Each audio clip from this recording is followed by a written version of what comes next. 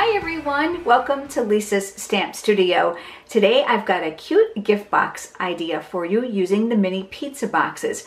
We're going to create a belly band and we're going to do some coloring with the Stampin Blends. I'm going to give you some tips along the way about using them in small detailed images. Here's the box that we're going to be creating. This one actually used markers and I'm going to show you how to use it with the Stampin Blends as an alternative idea. If you're here visiting from YouTube, you can click on the link in the description bar below, which will navigate you to my blog. There you'll find pictures, cutting dimensions, as well as a supply list for everything I'm using today. I offer great exclusive and generous online stamping rewards, and those details can be found on my blog. Let's head over to the stamp table and let's get started on today's gift box. Here's that adorable little pizza box. I am loving these, and if you haven't grabbed them yet from the holiday catalog, I'm going to encourage you to do so. They're here in the holiday catalog on page 44. You get 8 of them for $6, which comes out to 75 cents a box, and I love them for holding gift cards, especially this time of year when we have so many to give. In addition, you can create small cards to go inside, and we even sell the new little small mini white envelopes to coordinate with those small cards that fit inside as well. Great gift idea for teachers, co-workers, friends, and family. I'm using the Mary Medley designer paper on this, and I'll have the cutting dimensions for you over on my blog. I'm using the stamp set called Santa Paws. So this is one for all the dog and cat lovers. Really cute, comical type greetings that coordinate with the images. So I've really enjoyed using this. This image actually uses markers, which of course you can use, but I wanted to give you an alternative idea on the Stampin' Blends and show you how you can do some blending on small detailed images. When you use the Stampin' Blends, you're going to want to use the thick Whisper white cardstock and Memento ink. This is going to guarantee that your alcohol markers will not bleed when you go to color them in. So I've mounted my little trio of caroling animals, and I'm inking that up with my Memento pad. And I'm going to stamp that here in the center of the Whisper white thick cardstock. Lots of firm, even pressure. Make sure you trace out your design. I'm going to set that aside, and I'm going to work on my pizza box next. I'm going to stamp the greeting on here that says, Pa la la la la. I'm going to do that because I want to allow it to dry. The basic black ink pad is an archival pad, and because it's pigmented, it takes a little bit longer to dry. So this is the top of the pizza box, and it's best to stamp it before you assemble it. So I'm going to go ahead and ink that up, and I am going to stamp my greetings randomly over this box. Now you can do them on an angle or you can do them straight. It's completely up to you.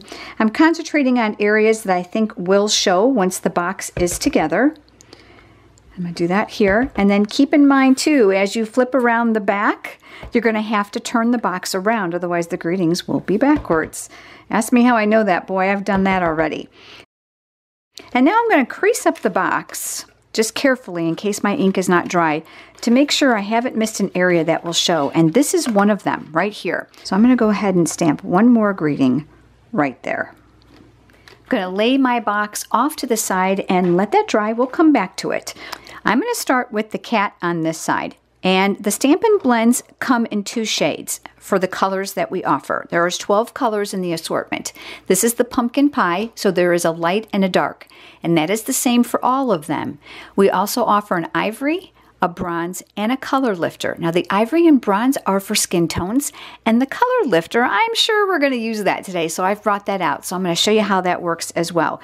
You can see that these are really small, detailed areas, and you're probably thinking, that's going to be a ton of work. Actually, it's not. It's actually a lot easier if you're not really great at coloring.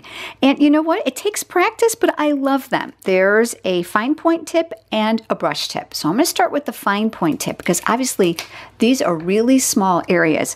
And I'm going to color in my cat. So I'm going to color this whole thing in using just small circular motions, which I found allows me to be able to stay in the lines a little bit better. So I've got his little paws here, and then he's got a little bit of his belly sticking out. The caps snap on, which guarantee a seal so you don't have to worry about evaporation. It's going to prolong the life of your marker, so make sure you cap them well. I'm switching now to the fine point side, so I'm going to pull those off, and then all I'm going to do is put little tiny flick lines just on one side. Now if you want them on this side, that's fine. Put them on that side. And I'm going to do a little tiny bit in his belly, a little tiny bit on his paws. Do you see here how I've gone outside the line just a tiny bit? Here's where the color lifter comes in. I told you I was going to need it. What this does is it actually moves the color. So I'm actually able to kind of quote erase or fix that mistake. I'm going to turn it to make it easier for my hand. And I'm going to start further away outside here. I'm going to make small circular motions. And what's going to happen, you're going to see that wet spot's going to evaporate. That's the alcohol, and it's moving the color back in. If you put this too close to that line or in the image, it's actually going to leave a light shade of the color, or actually like a blending mark, or lift the color, which is where the marker's name comes from. So if you're fixing mistakes, work well outside the area. All right, so that gives you an idea on how the shading works. Let me go ahead and work this in with a marker. You're probably thinking, a marker? Yeah, you can mix our Stampin' markers with the blends. They work really well. I had a couple people ask, can I still use a marker on that image if you don't offer the color in a Stampin' Blend yet? Absolutely. So let me give you an example. This is the basic black, and I wanted the black for the top hat. So I'm an outliner, so I'm going to outline that image, and then I'm going to color it in. And as I get closer down here to the Stampin' Blends, this is where you might think they're going to bleed together, but they didn't. And they work beautifully together. And I'm also going to color in the jacket. I'm going to switch now to the cherry cobbler.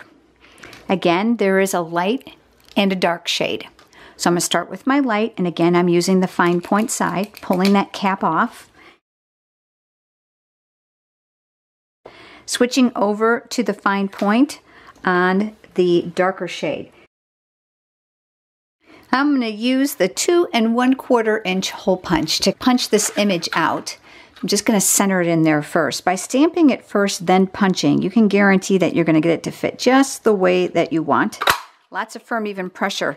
The other thing about the alcohol markers, which is the Stampin' Blends, they are going to bleed through, so always make sure you have your work surface protected. That's how you know you've got a good blend. But can you see the difference in the definition of these two images? Markers and Stampin' Blends. And can you use them like a marker? Of course you can.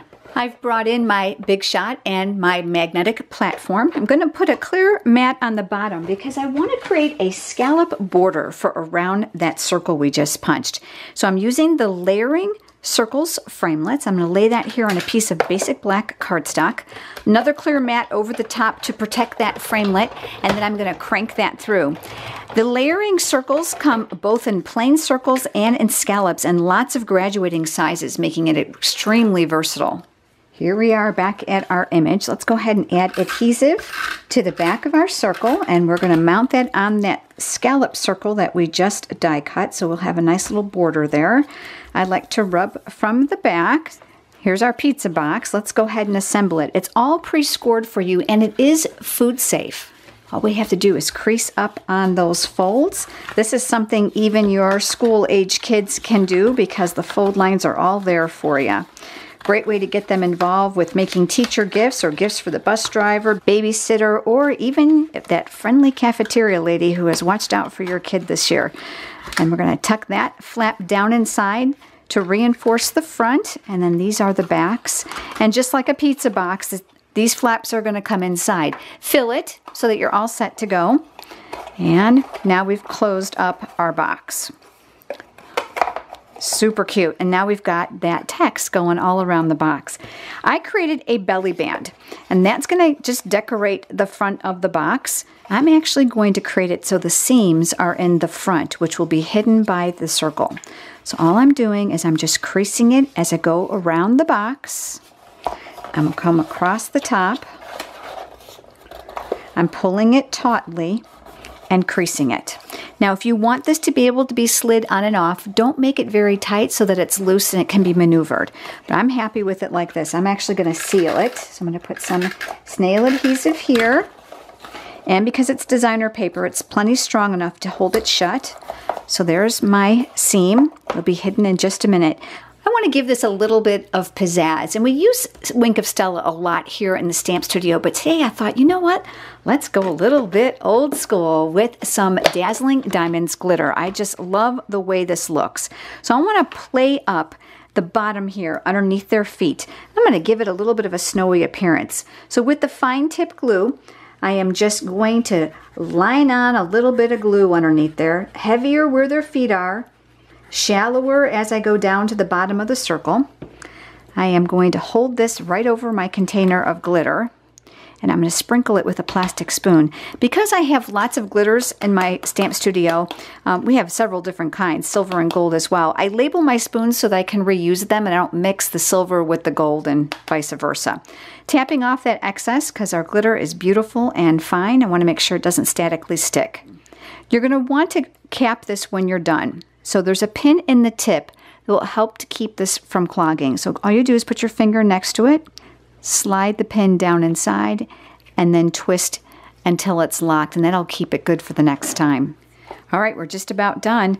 I've cut myself about 12 inches of that beautiful sequin trim, and I'm just going to zigzag this across my box.